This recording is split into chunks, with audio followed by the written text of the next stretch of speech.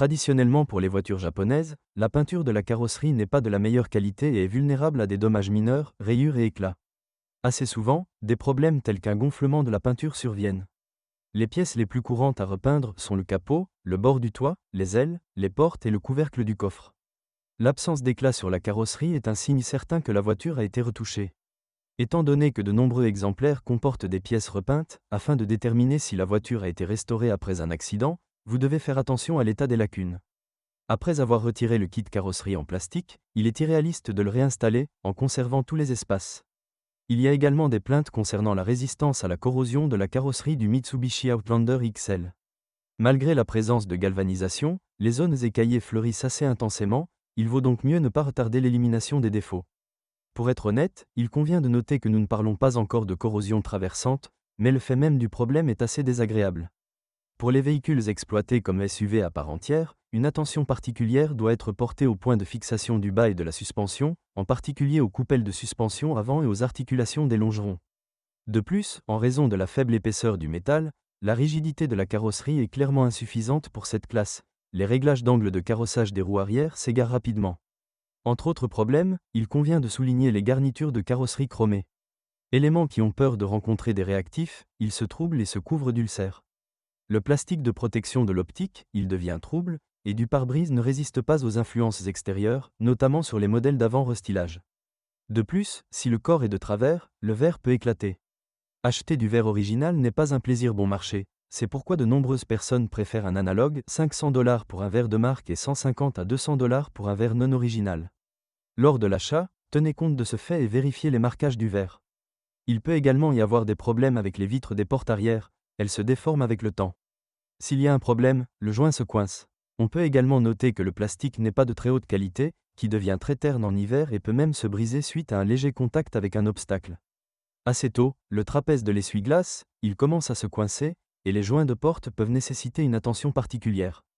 Les 4 inlines sont assez fiables et, en règle générale, ne se soucient que de bagatelles. Les principales plaintes des propriétaires de voitures équipées de ces moteurs à combustion interne sont dues à un bruit excessif, gazouillis des injecteurs, sifflement de la courroie d'entraînement et à la présence de vibrations. Parmi les inconvénients, il convient de souligner la courte durée de vie des éléments du système d'allumage, en particulier pour les propriétaires qui économisent du carburant. À un kilométrage de 120 à 150 000 km, la chaîne de distribution en métal et le joint d'huile de Villebrequin doivent être remplacés. Après 200 000 km, les guides et sièges de soupape nécessitent une attention particulière, dont l'usure entraîne une augmentation de la consommation d'huile et une coquefaction du groupe piston avec apparition de segments. En cas de surchauffe du moteur à combustion interne, la maladie peut apparaître sensiblement plus tôt. Avec un moteur de 2,4 litres à kilométrage élevé, en raison d'une diminution de la pression d'huile, il existe un risque d'endommagement du Villebrequin, des roulements et des bielles. Étant donné que ces moteurs n'ont pas de compensateurs hydrauliques, les soupapes doivent être réglées une fois tous les 80 à 100 000 km. Pour les voitures au GPL, la même procédure doit être effectuée plus souvent, car il y a un risque de pendre et de griller les soupapes.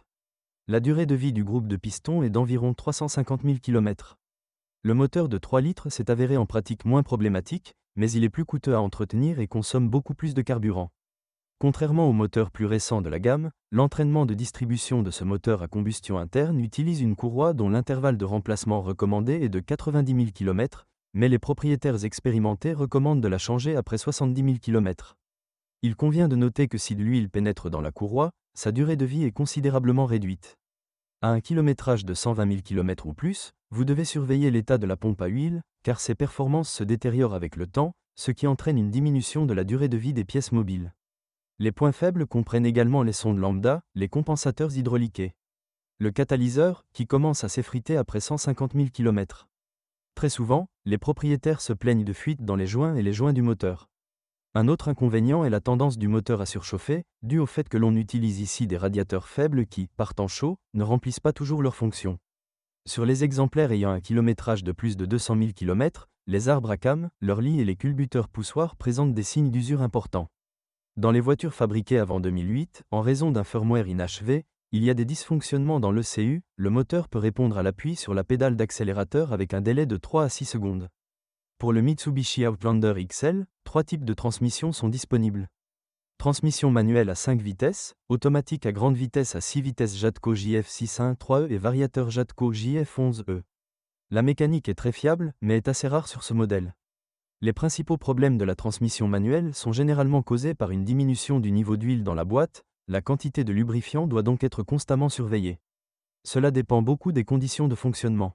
Ainsi, par exemple, si vous glissez souvent dans la neige ou la boue, au bout de 200 000 km vous devrez remplacer les synchroniseurs et le différentiel dont le blocage entraîne inévitablement la destruction du carter de boîte de vitesse.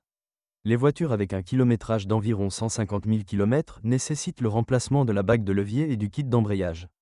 La boîte automatique classique est également fiable. Contrairement à la mécanique, cette boîte est très sensible à la pureté de l'huile, et du fait que lorsque les embrayages du convertisseur de couple s'usent, une grande quantité de copeaux pénètre dans le lubrifiant, il faut la changer le plus souvent possible, tous les 40 à 50 000 km. Si l'huile dans la boîte est rarement changée, les produits d'usure par friction obstruent rapidement les solénoïdes et les canaux du corps de soupape, ce qui entraîne une diminution de la pression et un manque d'huile de la transmission automatique. En fonction de la qualité du service, la transmission automatique parcourt 200 à 300 000 km. La fiabilité du variateur Jatco JF11e a été discutée plus d'une fois, comme on le retrouve dans de nombreuses voitures japonaises, dont les critiques se trouvent sur notre site web, Dodge Caliber, Nissan Qashqai, X-Trail, etc. Si nous analysons brièvement la fiabilité de cette boîte de vitesse dans le Mitsubishi Outlander XL, alors avec un moteur de 2 litres, le variateur, en règle générale, ne pose pas de problème jusqu'à 250 000 km, bien sûr, si vous n'oubliez pas de changer l'huile et filtre tous les 40 000 km, et conduisez également la voiture avec précaution. Mais en combinaison avec des moteurs plus puissants, le variateur dure moins longtemps. En raison de la puissance élevée, la durée de vie des roulements de la boîte est réduite et au bout de 150 000 km la courroie s'use et des éraflures apparaissent sur les cônes. Un signal de dysfonctionnement est l'apparition de vibrations et de hurlements pendant le fonctionnement. Les dommages à la courroie et aux cônes se manifestent par des bruissements et une diminution de la dynamique d'accélération. Le non-respect des recommandations d'intervalle de vidange d'huile entraîne une panne rapide de la pompe à huile de la boîte de vitesse, suivie de réparations coûteuses du variateur. Les versions à traction intégrale du Mitsubishi Outlander XL sont équipées d'un embrayage à friction électronique, qui est activé lorsque l'avant. Les roues patinent, rarement, mais néanmoins, il existe des versions à transmission intégrale permanente SAWC, installées sur les voitures destinées au marché japonais. Si la voiture n'est pas utilisée comme un SUV à part entière avec transmission, il ne devrait pas y avoir de problème particulier. En cas de glissement intense, la transmission surchauffe rapidement, après quoi l'essieu arrière peut se contracter dans les virages. Si vous ne changez pas périodiquement le lubrifiant de la boîte de vitesse conique, tous les 60 000 à 80 000 km, la durée de vie des roulements est considérablement réduite. Une fois tous les 90 à 100 000 km, le roulement extérieur de l'arbre de transmission doit être remplacé. Mais les joints homocinétiques, les arbres et les arbres de transmission peuvent durer jusqu'à 200 000 km sans réparation.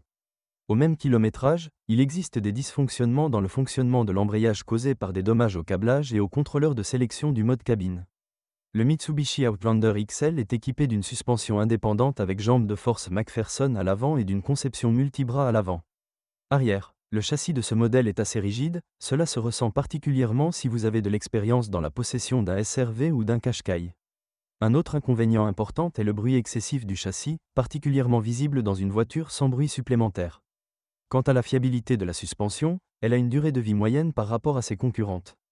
Ainsi, par exemple, les consommables du stabilisateur avant doivent être remplacés tous les 30 à 50 000 km, le stabilisateur arrière, tous les 60 à 80 000 km.